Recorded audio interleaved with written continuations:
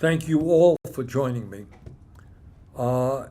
In the midst of these really crazy times in our country, I wanted to say a few words about the political situation as I see it. As I think all of you know, our political revolution, our grassroots movement, was never ever about electing one person to become president of the United States, not Bernie Sanders, not anybody else. We are a movement to elect progressives at every level who will fight for a government that represents all of us and not just the 1%. That's what we are about. And last night, I'm happy to tell you that Meillat Quiros, a candidate who we supported, many of you contributed to financially, won a huge upset victory in the Denver, Colorado area. She took on a 30-year incumbent member of the House of Representatives, and she won by a 10-point margin. Her opponent had millions and millions of dollars in super PAC funding and greatly outspent her. But Meillat did what progressives always do. She ran a strong grassroots campaign with many, many hundreds of volunteers, and she won. When I look at Meillat's victory, when I look at the election results in New York City that made Zohran Mamdani the mayor of that city, when I look at recent primary victories in New Jersey, Montana, Ohio, Pennsylvania, California, rural areas, urban areas, when I look at Abdul El Sayed's lead in the polls in Michigan, when I look at Graham Platner running a fantastic grassroots campaign and defeating a sitting Democratic governor in Maine for the Democratic nomination there, when I look at Peggy Flanagan's dynamic and aggressive campaign in Minnesota, when I look at the huge turnouts for our Fight Oligarchy rallies and No King events, millions of people all over the country coming out to these events. When I look at a billionaire's tax qualifying for the ballot in California, which is no easy task. When I look at worker organizing campaigns sprouting up and succeeding across the country. When I look at public support for trade unions at an all-time high, I believe that it may just be possible that this country is on the verge of the political revolution we have fought for such a long time.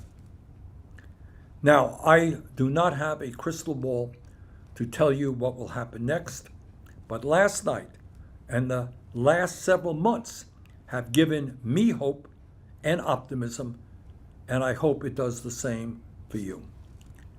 It has given me hope that all across this country, people understand that given the dangerous and unprecedented moment in which we are living, we need to rethink, rebuild, and fundamentally reform the Democratic Party.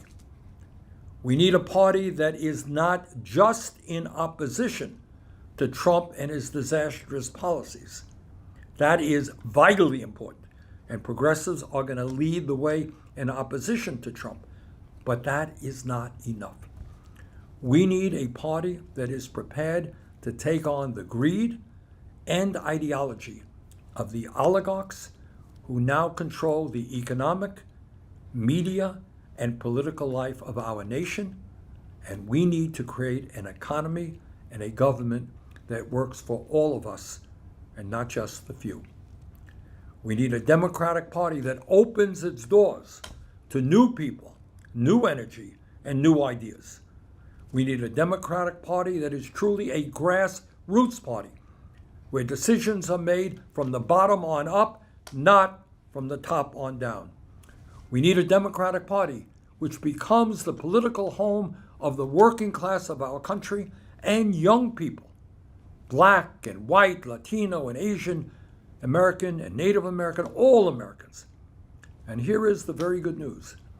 The agenda that we are fighting for is the agenda that the American people want. Now, I know that our opponents say this is a far left agenda, nobody likes it. Well, guess what? The vast majority of the people are with us because they understand that our healthcare system is broken, it's dysfunctional, it is wildly expensive, and that we must pass Medicare for all because healthcare is a human right, not a privilege. At a time when 60% of our people are living paycheck to paycheck, the American people know that we must raise the minimum wage to a living wage so that no worker in America lives in poverty. At a time when corporation after corporations operates illegally by making it impossible for workers to join unions, the American people understand that unions are the means by which workers get protection, and we must make it easier for workers to join unions. And I don't care whether you're a conservative Republican, a socialist, a moderate, or whatever you may be. Everybody knows that our current campaign finance system is corrupt and that it is dominated by billionaires and their super PACs who buy and sell politicians. Everybody knows that we must end Citizens United, get super PACs out of the political process, and that we need to move toward public funding of elections. And at a time when we have more income and wealth inequality than we have ever had in the history of this country, yeah, we must demand that the wealthy and the billionaire class start paying their fair share of taxes. And right now, when you have a president of the United States who wants to increase military spending by $500 billion, if you can believe it, $500 billion more on top of $1 trillion, the American people know that what we have got to do is not only cut the bloated military budget, but stop these endless and horrific wars that we're seeing right now in Iran, in Lebanon, and elsewhere. The American people, from coast to coast, finding it very hard to afford housing. And our young people today are going to get their first home, if they ever get their first home, 12 years later than their parents. So what must we do? We've got to build millions of units of low income and affordable housing. And right now, in the midst of a terrible and dangerous heat wave right here in the United States, which followed the heat wave that took thousands of lives in Europe, we know that climate change is an existential threat to this planet. We've got to take on the fossil fuel industry, and we've got to move to energy efficiency and sustainable energy. And I think every day, more and more people are understanding the dangers that AI and robotics have for our country, and believe, as we do, that we must make AI and robotics work for all of us, not just the billionaire owners of big tech. So I think there is a growing consensus that our agenda is the agenda of the American people, and that's why we are winning elections.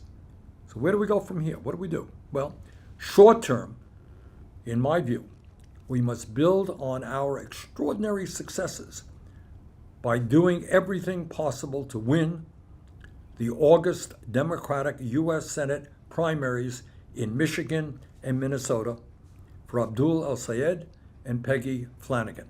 So right now, within the next month, there are going to be two really important Senate primaries in Michigan and Minnesota. We've got to do everything we can to support Abdul and Peggy. And on top of that, we have many, many progressive candidates running for Congress, and they're running for down ballot positions, and we've got to be on their side and get their backs as well. And then after the primaries end, our job is to build the strongest grassroots political movement this country has ever seen for a general election. Let me be very, very clear about this.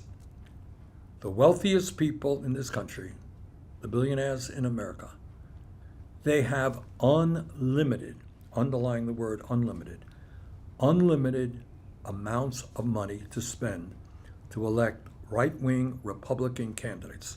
All right? We're talking about billions and billions of dollars. Money doesn't mean anything to them. Their super PACs are going to be flush with cash.